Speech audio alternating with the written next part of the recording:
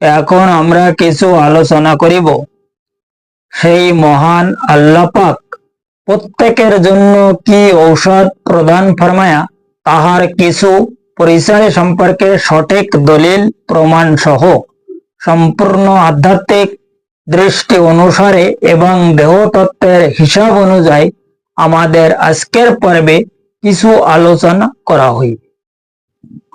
কারণ উক্ত উল্লেখকৃত সেই মহা কঠিন রুহানি বিষয়কে যদি সঠিকভাবে উপলব্ধি করা যায় তবে বর্তমান জামানার প্রতি প্রত্যেক মানব গোষ্ঠী উপলব্ধি করিতে সক্ষম হইবে সেই মহান আল্লাহ পাক প্রত্যেক মানব গোষ্ঠীর জন্য তিনি কি ঔষধ প্রদান ফরমায়া তাহার সঠিক পরিচয় সহ আমাদের এই তাসাউফ টিভি অনুষ্ঠানের হাকিকত সম্পর্কে প্রত্যেক ব্যক্তি আরো বহু এলেম অর্জন করার জন্য সঠিক রুহানি হিসাব অনুযায়ী এবং বাতিনি তালিম অনুসারে অবশ্যই সক্ষম হইতে পারিবে ইনশাআল্লাহ তাআলা। কাজে এখন উপলব্ধি করার বিষয় হইল সেই মহান আল্লাহ পাক মানব গোষ্ঠীর জন্য আসলে কি ঔষধ প্রদান ফরমায়া তাহার বিষয়। কারণ তিনি প্রত্যেক মানব গোষ্ঠীকে যে ঔষধ প্রদান ফরমায়া তাহার সেই ঔষধ সম্পর্কে তিনি মানব গোষ্ঠীগুণকে সঠিক সতর্ক সহ ইরশাদ ফরমায়া মাও ইজাতুম মির রাব্বিকুম ওয়া শিফাউল লিমা ফিস সুদুর। অর্থাৎ সূরা ইউনূসের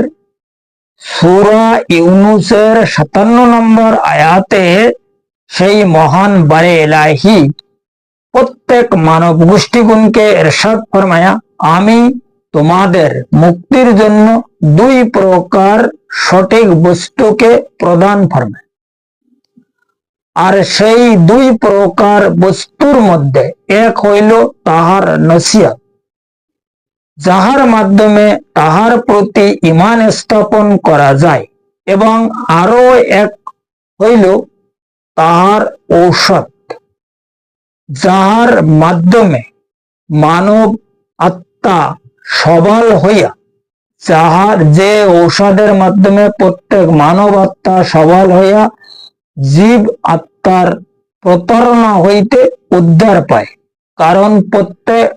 কারণ উক্ত পবিত্র আয়াতে সেই মহান আল্লাহ পাক যে মাউইজা শব্দকে তিনি ইরশাদ ফরমায়া তাহার উক্ত পবিত্র শব্দের মানে হইল নসিহত, এবং উক্ত পবিত্র আয়াতে তিনি যে শিফা শব্দকে ইগরামিন ফরমায়া তাহার উক্ত পবিত্র শব্দের মানে হইল ঔষধ।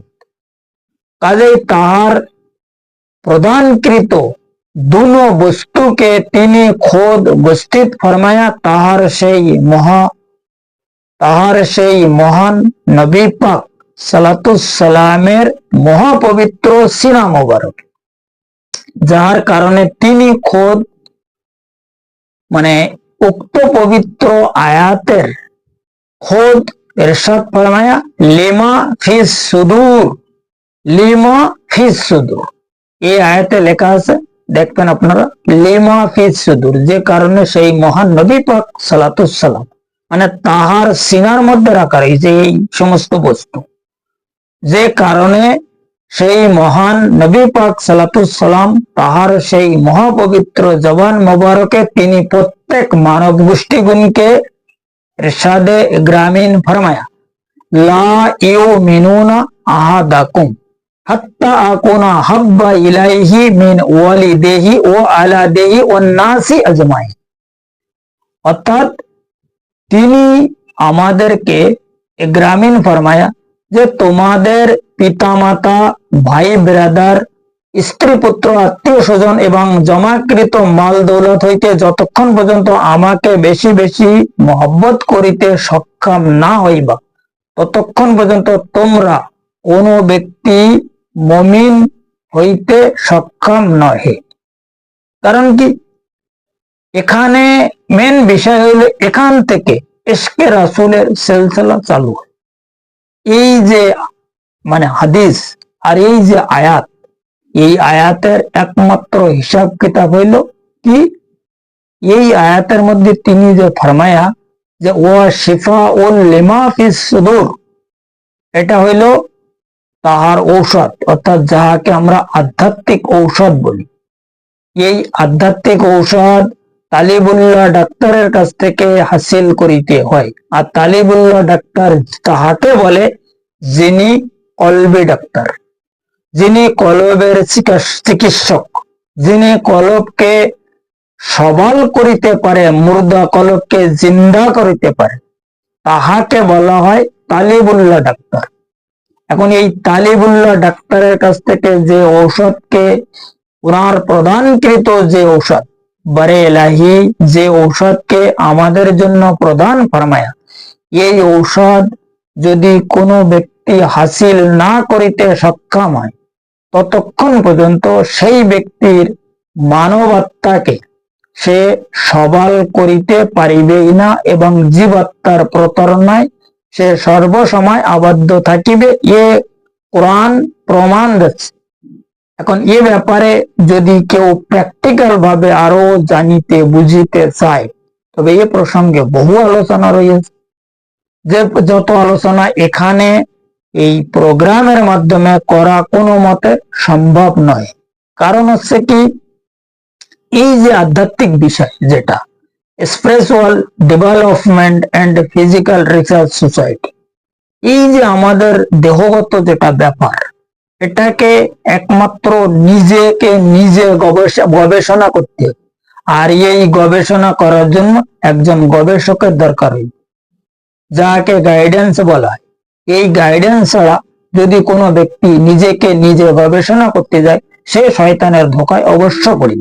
কারণ এখানে যে একটা মেন ব্যাপার রয়েছে, সেটা হচ্ছে কি, আমাদের প্রধান শত্রু হইল শয়তান, আর তার একজন খলিফা আমাদের মধ্যে, দেহর মধ্যে তিনি উপস্থিত রাখিয়াছে। এবং আমরা যে দুনিয়ায় বাস করিতেছি, এ দুনিয়ার নাম হইল আলমে নাসুত। এখন এই আলমে নাসুতের মধ্যে আমাদের যে বডি আছে, এটাকে বলা হয় ইমকানুল ওজুদ। এই ইমকানুল ওজুদের মাধ্যমে কোনো ব্যক্তি সেই মহান আল্লাহ পাকের এই ঔষধের মালিক হইতে পারিবে না। এখানে ওয়াজিবুল ওজুদের দরকার হইবে। ওয়াজিবুল ওজুদের পরে ওয়াজিবুল শহুদের সঙ্গে যখন মেশা যাবে, তখন এই ব্যক্তি সেই ঔষধের সন্ধান পাইবে। নচেৎ কোন ব্যক্তি আল্লাহ পাকের প্রদানকৃত যে শিফা, এই শিফা সম্পর্কে অকিফল হইতে কোনো মতে সক্ষম হইবে না, তাই সে যতই চেষ্টা করুক না কেন। কারণ এখানে পরিষ্কার বলা হয়েছে ওমাই ইউদলিল ফালান তাজিদ লা ওলিয়াম মুরশিদা, তুমি যতই যুদ্ধ বিদ্রোহ যাই কিছু করো না কেন, সেই মহান আল্লাহ পাকের ওলি কিংবা মুর্শিদ ছাড়া তার সঠিক রাস্তা, যেটা সিরাতাল মুস্তাকিমের রাস্তা, যেটা এই রাস্তা কেউ পাবে না। যে কারণে এই বিষয়গুলো আমরা যদি একটু গবেষণা করি, একটু চিন্তা ভাবনা করিয়া চলার চিন্তা ভাবনা করি, তখন আমাদের নিজেদের মুক্তির বিষয়টা আমাদের মধ্যে থেকে আমরা প্রকাশ করিতে সক্ষম হইতে পারি। যাই হোক, আজকের আলোচনা এই পর্যন্ত রাখা হইল। আগামী পর্বে এই আধ্যাত্মিক বিষয় এবং আমাদের এই তাসাউফ টিভি অনুষ্ঠানের হাকিকত সম্পর্কে আরো কিছু রুহানি আলোচনা অবশ্যই করা হইবে, যদি আমার সেই মহান মুর্শিদ মাওলা আমার প্রতি তার মহা অসীম অনুগ্রহ মোবারকে তিনি দয়া ফরমায়।